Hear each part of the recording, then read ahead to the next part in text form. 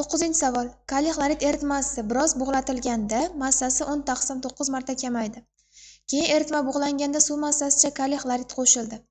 Bunda kaliy xloridning massa ulushi 27 taqsim 20 marta oshdi. Dastlabki eritmadagi kaliy xloridning massa ulushini aniqlang. Xo'p.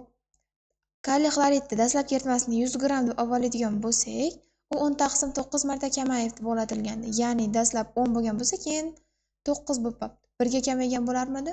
100 gram oldik biz eritmani. Demak, 10 gram suv bug'langan deb olsak bo'laveradi. Keyin eritmaga bug'langan suv massasicha kaliy xlorid qo'shilibdi. 10 gram kaliy xlorid qo'shilgan. Bunda kaliy xloridning massa ulushi 27 taqsim 20 marta oshdi.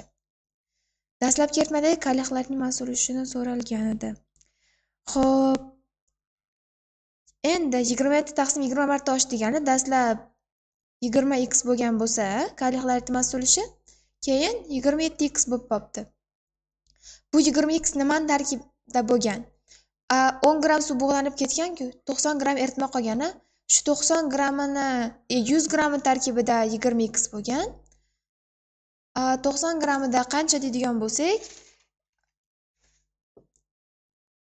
suv bug'langandan keyingi eritmadagi tuzni massasi chiqadi 18x. Asli tuzni massasi o'zgarmaydi, lekin ifodalanishi o'zgaradi, chunki bizda suv bug'langan, eritmaning massasi kamaygan.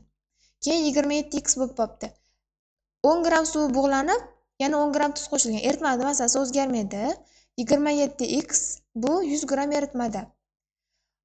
18x suv tuz 18x 90 gram eritmani ichida turibdi. Bunga qo'shildi keyin 10 gram tuz, bug'langan suvning massasicha tuz qo'shildi.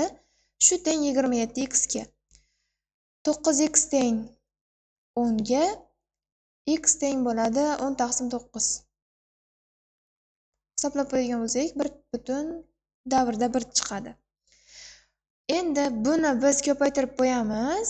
18 ga 1,11 da 18 ga ko'paytiradigan bo'lsak, dastlabki eritmadagi tuzning massasi kelib chiqadi.